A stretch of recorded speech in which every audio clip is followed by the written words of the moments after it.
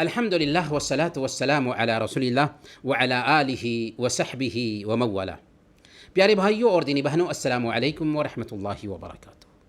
رمضان میں ایک اچھی چیز جو دیکھنے کو ملتی ہے وہ یہ ہے کہ ہماری مسجدیں بھری رہتی ہیں نمازیوں سے، لیکن صرف رمضان میں یہ کیفیت نہیں ہونی چاہیے، ہمیشہ یہ کیفیت ہونی چاہیے۔ مسجدیں ہمیشہ نمازیوں سے بھری رہنی چاہیے۔ آخر نماز صرف رمضان میں تو فرض نہیں ہے، رمضان کے بعد بھی نمازیں فرض ہیں، تو آخر رمضان کے بعد کیوں ہم مسجد سے دور ہو جاتے ہیں؟ اس کی ایک بنیادی وجہ یہ ہے کہ ہمیں اسلام کی اہمیت معلوم نہیں ہوتی، ہم شعوری مسلمان نہیں ہوتے۔ ہم شعوری مسلمان کیسے بنیں گے؟ اس کا ایک اہم طریقہ یہ ہے کہ ہم اسلام کو جانیں، اسلام کو سیکھیں۔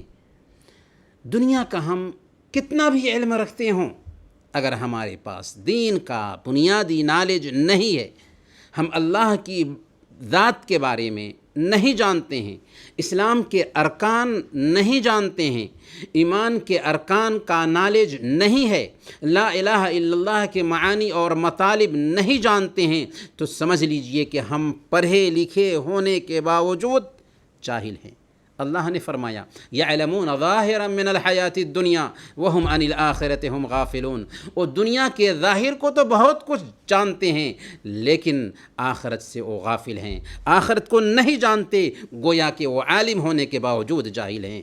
اس لیے سب سے پہلے نمبر پر ہمیں صحیح عقیدہ سیکھنا چاہیے، اسلام کے ارکان کو جاننا چاہیے، ایمان کے ارکان کو جاننا چاہیے، لا الہ الا اللہ کے مفہوم اور معنی کو سمجھنا چاہیے، توحید کیا ہے، شرک کیا ہے، اس کی تفصیل ہمیں جاننا چاہیے۔ توحید پر مشتمل کتابیں پڑھیں، لیکچر سنیں، کیونکہ توحید ہی پہلا واجب ہے، اور اسی کو صحیح کریں گے تو ہمارے سارے اعمال بھی ٹھیک رہیں گے۔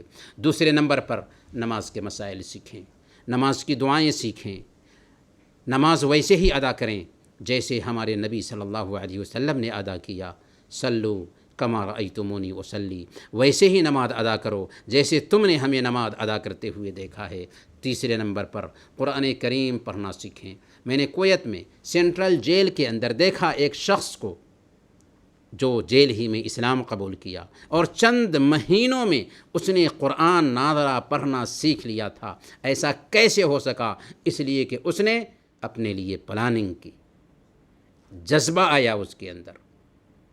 تو اگر ہم بھی چاہیں کہ قرآن کریم اگر پڑھنا نہیں جانتے ہیں، پڑھنے کی کوشش کریں تو آسانی سے پڑھ لیں گے۔ رمضان دراصل ہمیں ٹرین کر رہا ہے کہ بقیہ جو 11 مہینے ہیں ان مہینوں میں ہم دین سے اپنا تعلق مضبوط رکھیں گے اور طلب علم کے لیے وقت نکالیں گے۔ دیکھیے، یہ بہانہ نہیں چلتا کہ عمر زیادہ ہو گئی ہے۔ صحابہ کرام نے 80 سال کی عمر میں اسلام قبول کیا تھا، 60 سال کی عمر میں اسلام قبول کیا تھا، 50 سال کی عمر میں اسلام قبول کیا تھا، اور 8 سال کی عمر میں بھی اسلام قبول کیا تھا۔ سب نے اسلام سیکھا، سب نے اسلام سیکھنے کے لیے وقت نکالا۔ اور کچھ لوگ یہ بھی کہتے ہیں کہ وقت نہیں ملتا۔ وقت اگر دین سیکھنے کے لیے نہیں نکال سکتے تو پھر ہماری زندگی کا مقصد ہی تو فوت ہو چکا۔ اس لیے پیارے بھائیوں، رمضان ہمیں سکھا رہا ہے کہ رمضان کے بعد ہم دین سے اپنا تعلق جوڑیں گے اور دین سیکھنے کے لیے وقت نکالیں گے۔ صحیح مسلم کی روایت اپنے ذہن میں بیٹھائیں۔ اللہ کے نبی صلی اللہ علیہ وسلم نے ارشاد فرمایا، جب ایک انسان مر جاتا ہے تو مرنے کے بعد اس کا دنیا سے تعلق کٹ جاتا ہے، البتہ 3 چیزیں باقی رہتی ہیں، الا من صدقۃ جاریۃ او علم ينتفع به او ولد صالح يدعو له، کہ صدقہ جاریہ، ایسا علم جس سے لوگ فائدہ اٹھائیں، اور نیک اولاد جو اس کے لیے دعا کریں۔ حدیث پر غور کیجیے، مرنے کے بعد ماں باپ، بیوی بچے، کنبہ قبیلے سب دور ہو جاتے ہیں، وہ ہمیں قبر میں دفن کر کے چلے آتے ہیں، لیکن یہ دین ہے، یہ علم ہے جو دوستی نبھاتا ہے۔ علم یہ کہتا ہے کہ تیرے ماں باپ، تیرے دوست و احباب، تیری اولاد تیرا ساتھ چھوڑ دی، لیکن ہم تیرا ساتھ نہیں چھوڑنے والے ہیں، ہم بے وفائی کرنے والے نہیں ہیں۔ اسی طرح نیک اولاد جو ہمارے لیے دعا کرے، اس کا بھی ہمیں فائدہ ملتا رہتا ہے۔ ہم قبر میں ہوتے ہیں، دنیا سے ہمارے عمل کا سلسلہ کٹ چکا ہوتا ہے، لیکن نیک اولاد ہمارے لیے دعا کرتی ہے تو اس کا بھی ہمیں فائدہ ملتا ہے۔